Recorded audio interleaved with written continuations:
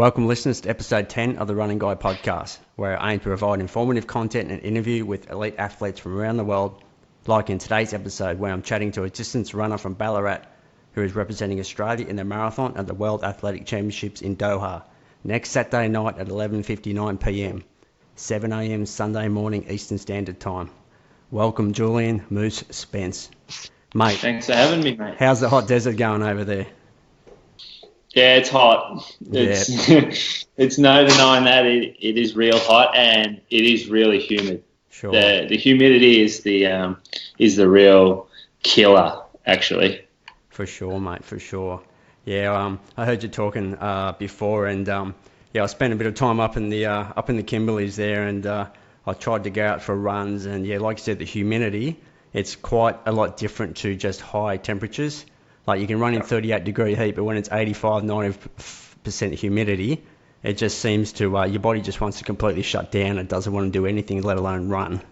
So for sure. That's mate. Right. It's I can, and I've sort of simulated hot weather before, but it's very hard to get the humidity as well. So sure. It's been a bit of a shock to the system. Yeah, I bet, mate. Look, before we get into the old Doha project, if we could talk about your running history quickly, basically as far as when it began and how you sort of progressed through the distances that led you to wearing the singlet at the World Athletic Championships. So we sort of go back to where it all began, mate. Yeah, so I started running as a pre-season footballer. Like I had a couple of mates down in Anglesey, and we really enjoyed the running, like the aerobic running that we did for footy. So we'd join up together in between footy practice and go for some jogs, and then we ended up entering the Melbourne Marathon. There was three of us. We all planned to do the half marathon, and one of us jumped in the marathon instead. He surprised us by doing that, and we went and did the half, and then watched him finish, and I thought, I got to do this too. Like I can't let him just do this. And so a few weeks later, entered a marathon myself, and then that was it. So okay. I did not come the traditional pathway. Yeah, right. Yep, didn't grow up little A's and all that sort of thing. So what age were you when you did that? Oh, I reckon that was 2000. I was probably like 23. Okay. Yep. Yeah, rightio. And I know you've played around with a bit of trail running as well. You like to hit the trails as well? Yep. So after that, I actually thought, okay, well, I'll do a triathlon now. So I trained for a half Ironman triathlon. Okay, yep. 6 months later, and then after that, did the Great Ocean Road Marathon. Yep. And then the Melbourne Marathon later that year, and from there it's been running only. Okay. So that Melbourne Marathon, I ran 2:27. Yeah, right. And there were a few runners in town, like in Geelong area, that grabbed me and said, "Hey, you're gonna start running with us now." Yeah, sure. And that's what I did. Right. Yeah. So 2:27. What year was that? That was 2009. Okay. Yeah. Rightio. Yep. Now back to triathlons, mate. Runners generally swim like rocks. How'd you go in the water, mate? I grew up surfing, so okay. I've been in the ocean my whole life. I don't have, my technique's not great, but I kind of I muscle through it. Yeah, sure. Yeah. So, and when you put a wetsuit, like those wetsuits that you use, they're cheating. Yeah. It is cheating. It's kind of like wearing the next percent, the Nike Vaporflies. It's exactly. You don't have to be that good, and they just pop you forward. Yeah, it's beautiful. Yeah, the natural swimmers who sort of sit really well in the water with their buoyancy, they don't get as much advantage out of them. But for most of us people where our legs would normally be sort of hanging along the bottom, they sort of pop us up, get our hips in the right position, and our swim times improve big time. So they're good for that. Yep. Yeah, for sure. Yeah, no, I enjoyed doing the triathlon. Yeah. But it was at the time I was a labourer, a builder's labourer. Sure. So I didn't have the hours. I didn't have a pool in town. I had to drive like 30 minutes to get to a pool. Yeah. Pool. Starting work at 7:30. It was just not happening. So started running. Yeah. Just time efficiency and found that was my best best leg anyway. So yeah, for sure. And the bike riding's dangerous too, mate. Like, I always get nervy when people say they're going to start riding on roads. I always think, maybe just buy an ergo and just watch a lot of TV. But it used to hurt my back, the bike as well. Yeah, sure. I had a bad lower back. I used to hate it. Yeah. So if you were playing footy, AFL code, you must have a bit of size, and you're like a bit taller than the average, sort of a East African runner. Yeah, I came out of the Navy, and in the Navy I was doing weights every day. Okay. So I got up to about 80. Probably, I think I was about 82, 84 kilos at one stage. Yeah, okay.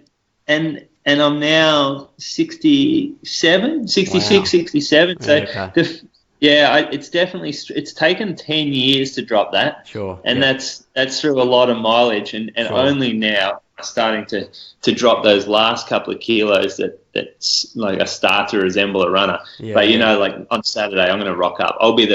I'll probably be the heaviest guy on the start line, and I'll certainly be the most muscular. That's for sure. Yeah, sure. Yeah, and there's obviously a little bit harder to move a heavier, bigger body, over the marathon course, and especially the conditions you're going to be in. So yeah, you can say you maybe have to work a little bit harder than the smaller blokes, for sure. The heat affects big people much worse. More surface area, and maybe that's it. Yeah, or maybe just a bigger mass. Yeah, that's right. Yeah, it's a bigger factor for us. So that's I'm better I really like cold weather. Sure.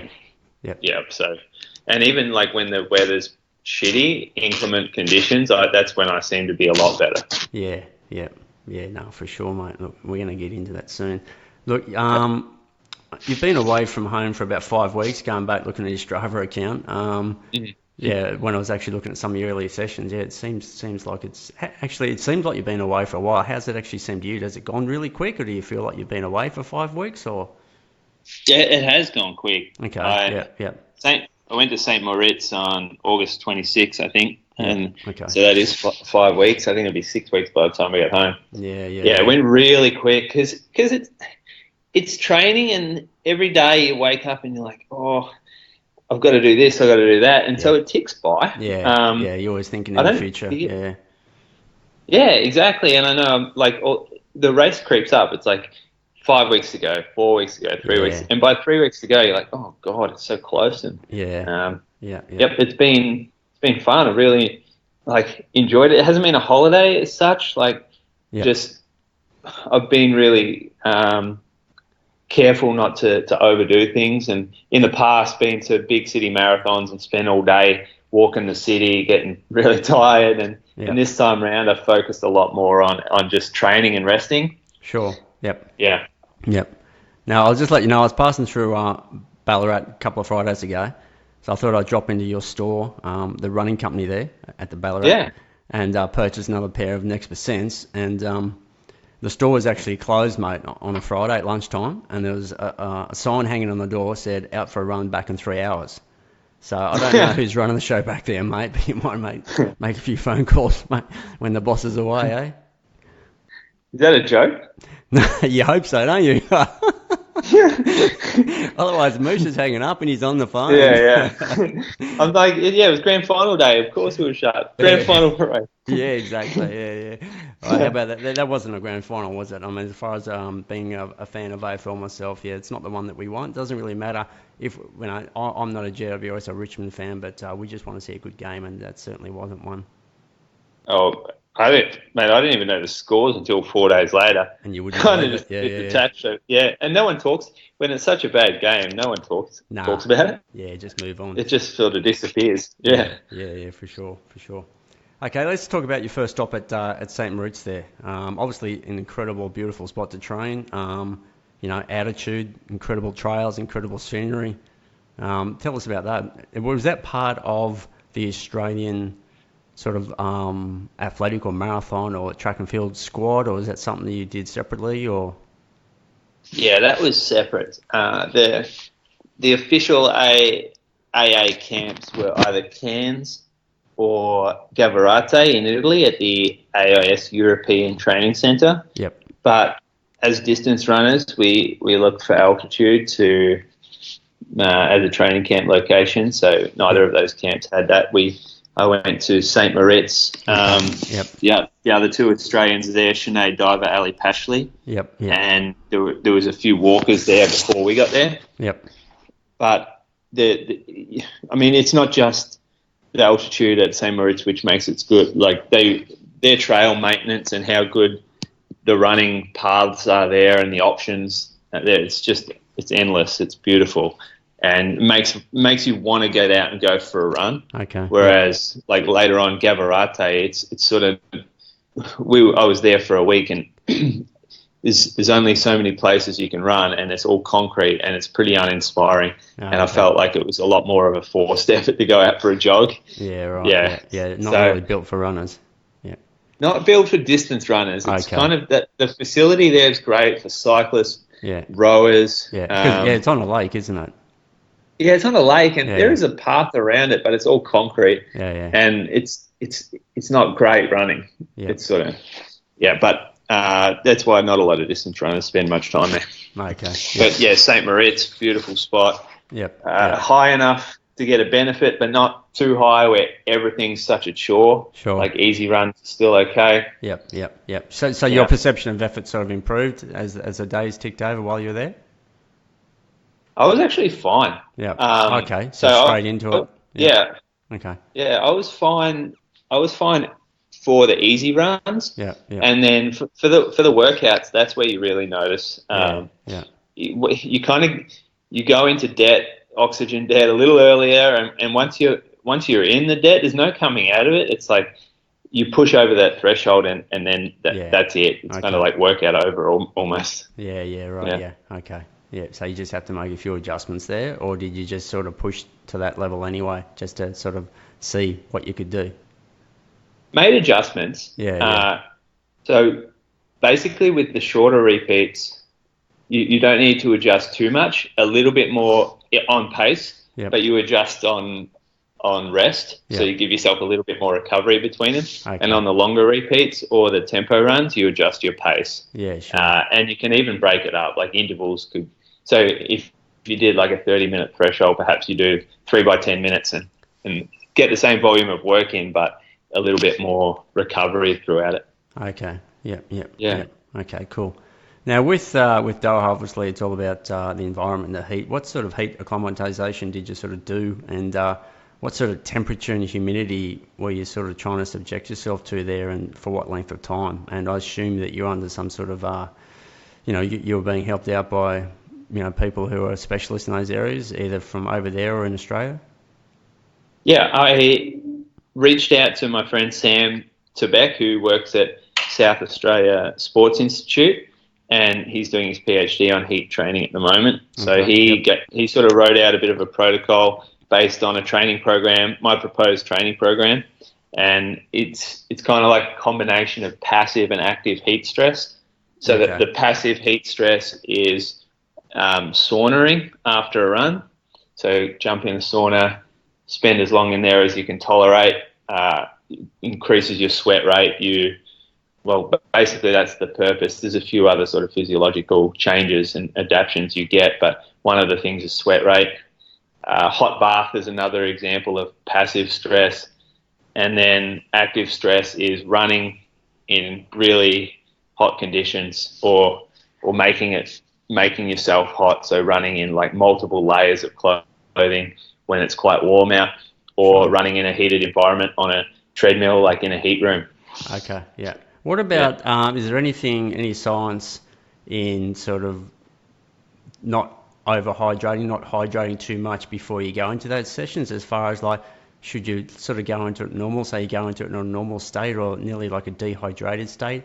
I guess what I'm getting at, is there any more benefit in actually pushing your body under those conditions to dehydrate, so it actually gets better at absorbing sort of any intake of fluids? Or I was recommended to resist drinking during the sessions. So I would finish my run and jump in the sauna, and the advice to me was like resist drinking, try not to cop out with a drink, so it does I guess, put that greater deal of stress on you, and you get more adaptation from greater stress. Okay. So I was advised to limit how much I was drinking even when I was really hot and stressed. So that's probably, I didn't try any that I went in dehydrated, but throughout the session, like more dehydration, more sweat, more higher core temperature.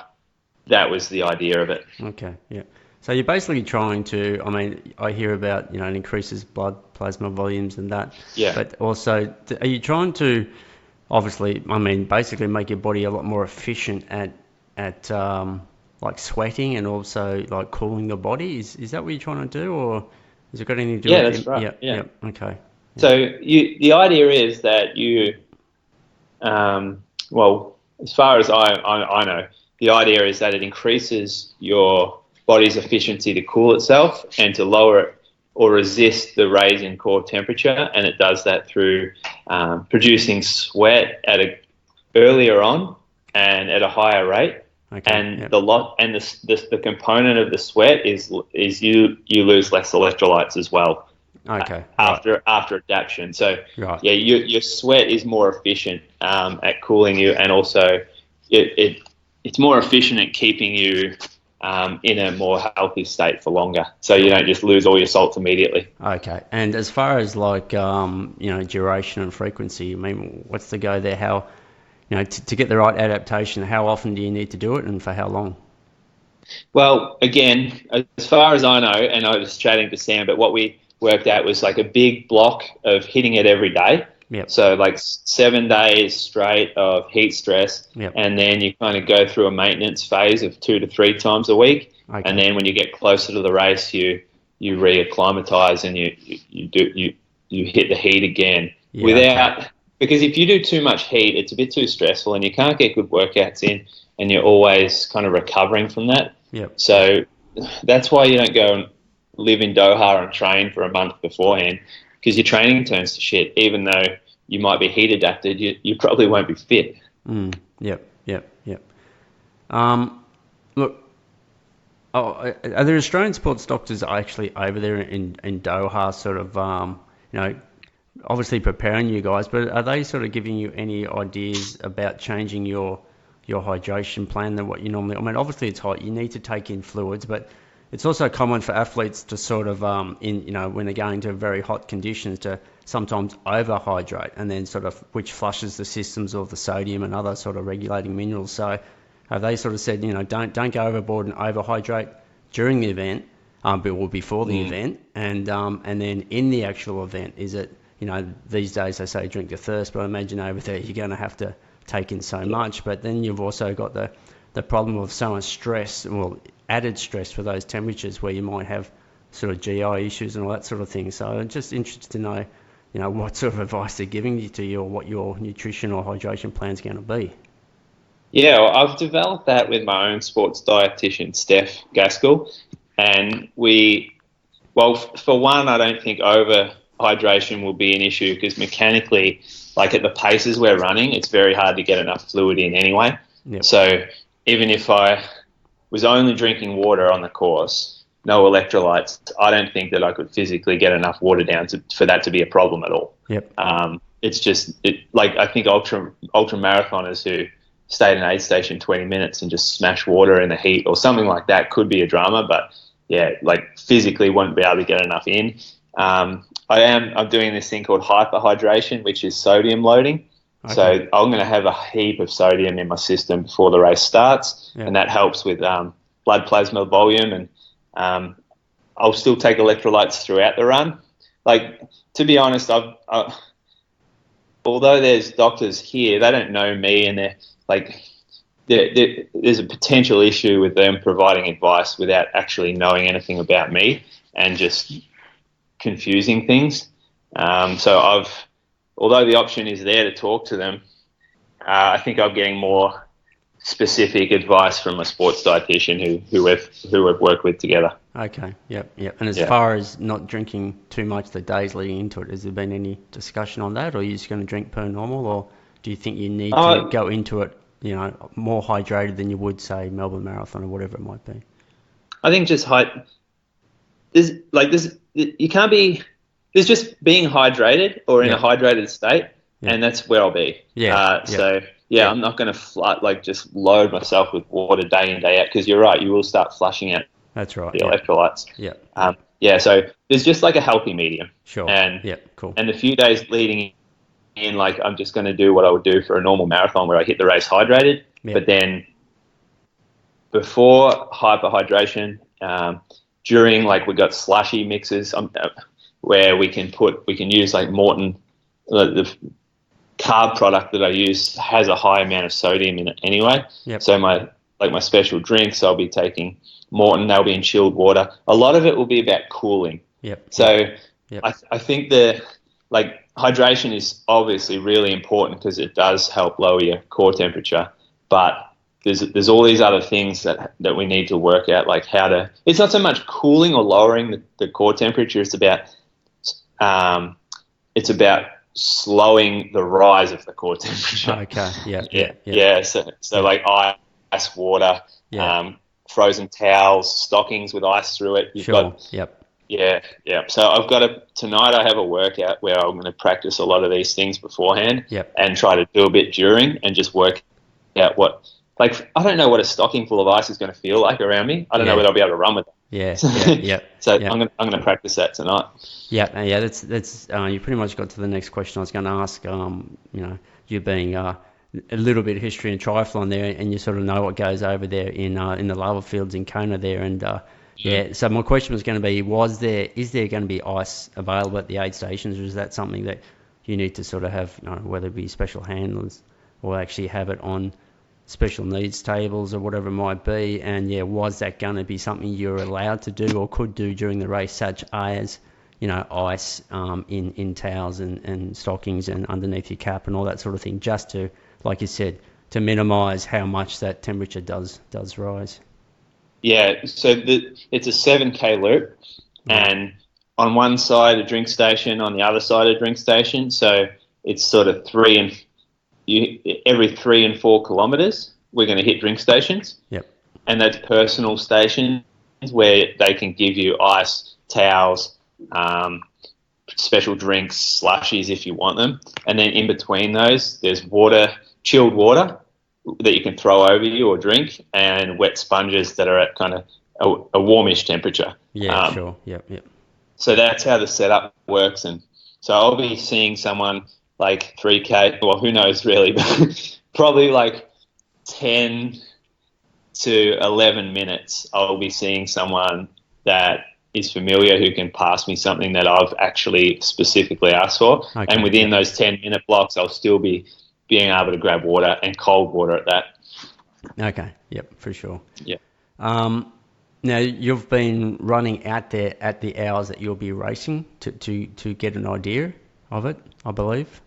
Yep, for sure. Now, I actually read something the other day, and it actually made me think about it, and I thought that's pretty well true, was when you actually go running at night time, you have this different perception of actually how fast you're actually running. You always feel like you're actually running quicker or smoother than what you actually really are. Have you? Is that something that's been spoken about, or is that something you've noticed when you've been out there running, that's hard to sort of get a good judge of actually how you're actually travelling, as far as, perception and actually the speed you are travelling? Look, it's pretty lit around here. There is lights everywhere because it's kind of so hot. A lot of people go out of an evening, and where I'm running, the Corniche area, is kind of a touristy spot where people do go and walk of an evening, and it's pretty lit. But I managed to run on the marathon course, and there's these, so every I'd say maybe 10 meters, there's these big concrete pillars with enormous lights that shine out. So it's basically like a stadium, the whole 7K loop, and it doesn't feel dark at all. So I don't think I'll have that issue. It's more that the lights give off, they feel like they give off heat, and they feel a bit hotter than not being next to the lights. So it's great. We get a bit of light, but it also feels hotter. Since you've been doing all the heat training and running, is there anything you've sort of learnt or or felt differently about your body when the way it responds to the heat stress? Is there anything you've sort of noticed, or let's just say, if you think you've adapted in any way, do you notice, or is it really, really hard to sort of, to pick up on? Yeah. Well, Yeah, effort and just how you actually feel in that hot environment, even when you're not running. Do you feel your body's just sort of getting used to it, mentally and physically, I guess? yeah. So physically, I sweat much earlier after the adaptions. Yep. So I'll be sweating profusely within, I don't know, 2-3 minutes of jogging, and that's a good thing because it helps cool me. And even if I go for a walk, like to the mall or something, the body doesn't know I'm not running, so it'll still start sweating just to try and cool me. So yeah, it's not the most practical adaptation, but it's good for when you run. What I find, like, once my heart rate goes up here, it stays up. Even if I slow down, the heart rate just doesn't drop. Yep. So I need to be really careful not to, and that's what we're seeing in the races so far, like the women's marathon and the 50 and 20K walk, is that once someone goes and pops, they really pop. They don't come back. Yeah. So there's no like lose the group, recatch the group. It's like it's just continually just culling from the group, and the last one there remaining is the winner. Yeah. Yes. Sure. Yeah. So I need to be careful of that, and I can feel that even on my easy runs. Like, I'm definitely getting more used to running uncomfortable, like super wet, clothing just totally drenched, shoes squelchy because all your sweat's running straight into your shoe. That's becoming normal. But yeah, and even last night I ran for an hour. By the end of the hour, I'm running at a really easy pace, but my heart rate, once it went up, it just stayed up, and I'm like, kind of to a degree, like, have to kind of get out of that worrying stage. I might not run with my heart rate anymore, just so I can get rid of that kind of negative connotation with working too hard at a certain pace, and start. Yeah, I'll probably not wear it again until at all. Okay. Yeah. Just start trying to forget about that. Yeah, for sure. So it's going to be, obviously it's a race of survival out there, and obviously I imagine you're going to be pretty safe. Like, you're not out there trying to chase the gold medal, and you're going to see a lot of carnage out there, I imagine, like in the women's field. But what's your plan? Like, you're not going to say, okay, I need to sit on this. You're not going to go in the race and say, okay, I'm going to run this time and I need to sit on this average. It's going to have to be go out there and run on what you feel that you can manage, and probably just have to adjust and make adaptations along the way. Is that the go, or? Yeah, we just won't know. Like, since the from the start of the champs to now, there's been 3 events. So the women's 20K walk, men's and women's 50K walk, and the women's marathon. And all of the results have sort of suggested there'll be between 6% to 15% of adding on to your personal best in your marathon or in your distance. So there is a bit of like general pace gauge that you can go off, but I won't be doing that. I'll just be finding myself at the back. I think those that are being conservative early have all finished with good placings later on. So that's it's going to be basically manage it till about 35K, and then have one lap where I just like, where the priority is run fast. Yeah, for sure. Yeah. I was just reading before, there's 36 of the 81 entrants in the men's field who have run sub 210s. So I doubt we're going to see too many 210s out there on your Saturday night, Sunday morning. But yeah. But like, how many of these guys that have run sub 210 have watched the walks closely? I doubt it. Yeah. They may have seen the women's marathon and kind of gone, oh yeah, it's hot. Maybe we don't go out at 2:02 pace, which I've run before. Maybe I go at 2:06 pace, but I still don't. Like, I'm hoping that happens, because that means more people to blow up, either withdraw or or limp in, and that'll help me. Yeah, so that's right. I think the egotistical will die out there big time. I think the big wise moose will come through, mate. But we'll wait and see. Well, I hope not to get caught up in it, because I don't think you will, mate. I don't think you will. Yeah. I don't think you have that personality, mate. Well, yeah, it's a loop course, and if you're off the back by 20 meters, like, I don't know. Yeah. Hopefully not. We'll see. Yeah, for sure. Obviously, with Tokyo Marathon next August 9th, so they're expecting pretty similar furnace conditions for that. So obviously, this is going to be a pretty good learning experience for the doctors and the medical staff, and even for you guys to probably pass the information over to people that go there, just to get some learnings out of it. It definitely is. There's heaps of chatter about that. Yeah. About Tokyo being hotter than this, and this is a test run basically for a lot of these guys. Yeah. Have you sort of been informed of any meetings, sort of like pre-race from IAAF officials or event staff, sort of, maybe getting you guys to proceed with caution and sort of, the health risks that are on out there? Is it sort of just proceed at your own risk and, live and die? Pretty much, yeah. IAAF hasn't said anything to us. Yeah. I read an article saying that they'd given instructions or advice, warnings, or some recommendations or something to athletes, but that never found its way to me.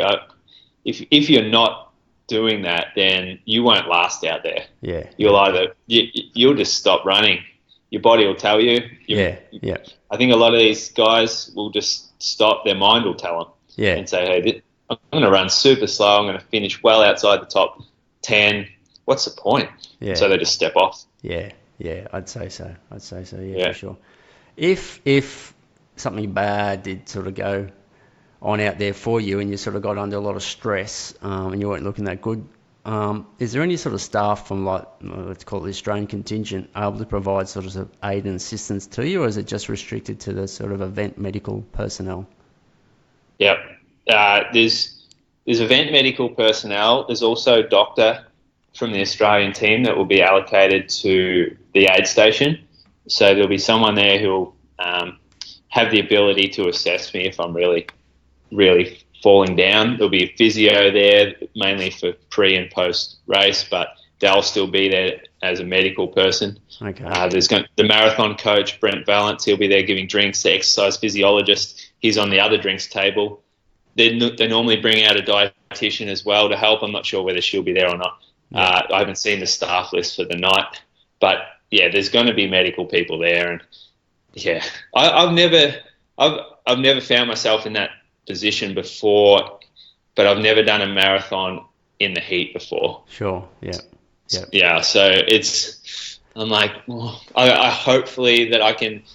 The problem is you don't see warning signs too easily with this, and I saw a couple of girls go down in the women's marathon, and I'm like, how did they not realize this was happening? But then once you see it, you're like, they just go from running looking. Obviously, everyone looks under stress here, but then all of a sudden their legs fold, and they get, like, you saw Callum Hawkins. They go in this like Gumby kind of flexible positions, and they just, like, there's just no control. Yeah, for sure. Well, mate. Let's get on to some good stuff. Are you going to be prancing the new pink Vaporflies out there, mate? The next percents, or I saw a few of the boys wearing them in the Berlin a couple of days ago, but No, the release dates have all been, like, they kind of coincided with majors. So Berlin got a few a bit earlier. Oh, okay. But it's been the 1st of October for Australia. I got green ones on the go. Yeah, so sure. I like the pinks, but it's just a colour change, isn't it? It's not any change to the shirt. Just colour, colour. And the green probably works better with our uniform too. Okay, cool. Yeah, awesome. Well, mate, I haven't been really following your training for long. My only knowledge of your of your personality, I guess, and your training philosophy, struggling with that word, have sort of been learnt by tuning into the Inside Running podcast that a lot of us runners listen to weekly. That you co-host there with Brady and Brad. And Yep. I just heard a big shout out to Brady for becoming a dad a few days ago. So good. Yeah, that was fun. Yeah, welcome to the runners, Dad, mate. Your day will come, Yeah, mate. Your day will come, Julian. yeah. Uh, Possibly, we'll see. yeah. But I mean, what I say is what I've learned from listening to you is, I think you're probably the right fit for the job just because of the way you sort of really go about planning your racing and not being too silly, and you're pretty sort of strategic and I don't think you're the sort of guy that's going to go out there and whinge and carry on about the heat. I think you're just going to understand what the situation is and absorb it and just adjust accordingly. So I reckon it could be a good day for you out there, Julian. Yeah, thanks, mate. Well, I mean, that's the plan is to do that, and yeah, it's the World Championships is 80. Great. You just said how many? 38 or something, sub 210 guys. So realistically, it's a 214 guy going in there. The heat this is actually good for me because it's a real leveler of the playing field. It's the good guys will still be the good guys, but if they haven't done the heat adaptation and everything slows down and there's a lot more temptation to step off, then that's working in my favour. Yeah, because I'll obviously try and resist that as much as I can because you can finish and still everyone who finishes beats the people that don't finish regardless of the reason that they stepped off. And so I'm all about that. And I'm all about that last 5 to 10k where you can pick up so the Canadian walker Evan Dunphy in the 50k walk, the fastest 10k of the race, and he went from something like 17th position, and he won a bronze medal in the last 10k. And it was incredible, and that's the kind of example I'm trying to follow. Yeah, no, I was going to say, what do you if you could script what you'd like to happen, that would be it. I mean, you said it's 7k loops, obviously 6 times 7k loops, and you're going to be able to see what's actually going on. And I guess the perfect situation would be that you could just sit there and stay really controlled and stay within your comfort zone, control your core temperature, get your nutrition right, and just be watching people getting it all wrong, and then you just slowly be picking them up towards the end, and like say the last lap, just nail it home and salute over the finish line regardless of your position, because at the end of the day, I mean, if you can control that race and get through it and not be falling apart at the end, then I reckon that's a huge result. That's exactly right. If you can run and execute a pretty even race, you will perform well. It is a little different to other events, and everyone who's done that in the walks in the women's marathon has had amazing results, well above what their ranking was going in. And so that's I know where I'm at. I know where my ranking is, and I know what I need to do to finish high up in the field. And it's not run the first 5k at PB pace, that's for sure. Or put myself in the front pack and hang on. It's a different plan to that. Yeah, for sure, mate, for sure. Look, mate, I'm going to wrap it up. Thank you so much, Julian. Mate, we've all got true respect for what you're about to put yourself through over there, mate. I guess we all just want you to finish in a reasonable, healthy state, mate, so you can go to the secret men's club and drink and celebrate. I know it's hard to get a beer over there, mate, but there must be some sort of, some secret club for you guys over there. Well, we finish our race at probably around 2:30 a.m. So I'm not sure there will be until the next day. But mate, you got to have someone chilling on ice back somewhere, surely. Yeah, we'll sort something out. I'll probably be on an IV straight away, so we'll see. You always pull up a lot quicker when you get those anyway. So I know. Yeah, I'm going to ask for one. Yeah, sure. Exactly. Even if you don't need one, you always fall over just to get one. Yeah, for sure. Yeah. Yep. All right, Julian. Thank you so much, mate. And all the best, and we'll all be watching. Like I said, 7 a.m. Sunday morning our time, so I'll be holding off my long Sunday run and streaming in to watch it. Otherwise, everyone else will just have to get out there early and get their run done and come home and watch the last last half of it. But yeah. Yeah. Thanks, mate. Thanks for having me. No worries, mate. Just do your best. That's all we can ask for, mate. Yeah, cheers. All right, Julian. See you, mate. Thanks, mate. Bye. Bye, mate.